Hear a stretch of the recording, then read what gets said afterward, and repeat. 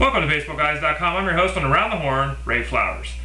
The Rockies and the Athletics made a move today. It's not one that's going to shake the foundation of baseball or fantasy baseball, but it is something of note in an NL-only league. Mark Ellis, who had recently fallen out of favor because of Jamil Weeks, the youngster who's played very well at second base, was moved to the Rockies in exchange for Bruce Billings. Now, Billings is a minor league option. He's a relief pitcher at AAA. About a 4.5 ERA, 2-to-1 strikeout to walk ratio. Not much here for the A's. The A's actually were pretty much just doing a solid for Mark Ellis, moving him to a place where he gets a chance to play.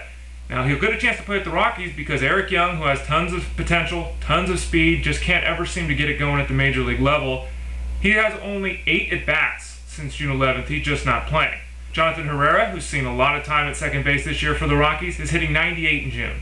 Yeah, you heard me right, 0.98 in the month of June. Mark Ellis could conceivably be the full-time starting as second baseman for the Rockies very quickly, and only leaguers put those fab bids in. He's someone to pick up. Now, Ty Wigginton has been hot. It's not a big surprise that he's had the power bat going. He always seems to have home run potential. He's on pace for a 5th season in 6 years of at least 20 home runs. That doesn't sound like much, and admittedly it really isn't. But when you consider only twice in that 6-year period is he going to have had 500 at-bats in a season, and it gets a little more impressive. Wigginton qualifies at first base, second base, third base, maybe the outfield, all over the place. A very useful guy at the back end of your bench. And right now, with him being so white hot, he should be starting in pretty much every fantasy league, and I can't believe I'm saying that. 7 home runs in the last 10 games for Wigginton. He's knocked in 11 runs in that time.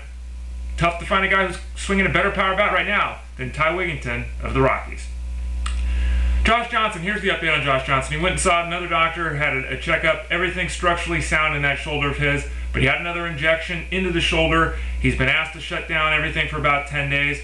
So this means that it's looking rather dubious that we're going to see Johnson at all until the month of August. He was originally scheduled to come back on July 16th.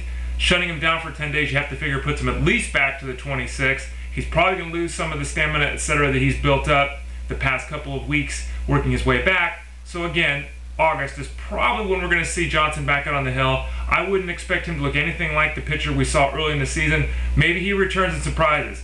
But this issue with his shoulder, which everyone keeps downplaying, has gone on and on and on. And it's a long time to wait to get your star pitcher back. Derek Jeter, better news with Derek Jeter's injury.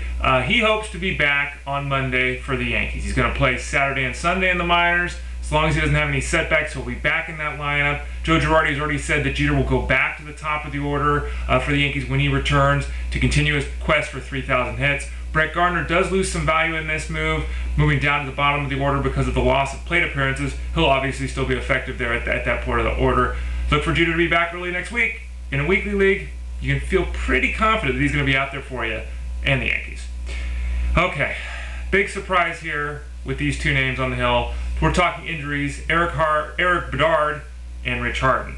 Now, the good news with Rich Harden is this. He's back for the A's. He's going to be reinserted into the starting rotation and given a shot for the Oakland Athletics. When he's out there, when he's healthy, when he's throwing the ball well, there aren't many pitchers in baseball that are better than Rich Harden. He's got strikeout and inning stuff, and he can be a difference maker. Of course, injuries have always been there. I can't count on him. If you're in an AL-only league, you absolutely take a chance on Harden. If you're in a mixed league, it better be a 15-teamer. You just can't trust him to stay healthy. Now, Eric Bedard, kind of the NL version of Rich Harden, was pitching great this year. In fact, he's probably been one of the top 40 pitchers in baseball, despite a lackluster record because of a lack of run support from the Mariners.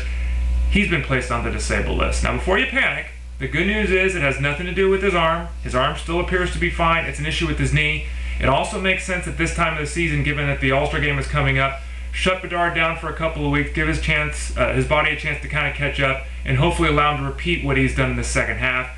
Remember, Bedard didn't throw a single pitch in the big leagues last year. The 2 previous seasons, he didn't even hit 85 innings. He's already at 90. So he's already at a 4-year high for innings pitched right now, without the second half even being played.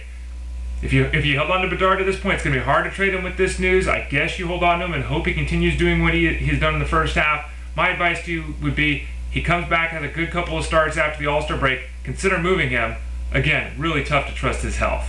And then finally, what are the Rangers going to do with Chris Davis? I have said this repeatedly about Davis. He's got a wonderful bat. There's no reason for him to be in the minor leagues right now. The Rangers are not maximizing that asset by not moving him to another club. Sounds like they may recall him at this point to get him some at-bats with the Rangers. David Murphy is in over 200 bats, is hitting in the 230s with only 2 home runs. They might try Davis in the outfield. Even though he's a corner infielder, he's athletic enough to handle the move to the outfield, the Rangers believe. This will also allow Josh Hamilton to play more center field where he's better suited. Now, Chris Davis has been absolutely amazing this year. In the minor leagues, he's played 33 games at AAA. He's hitting .374 with 19 home runs and 52 RBIs. Yeah, if you add those numbers up, that's a .375 60 homer pace. Ugh.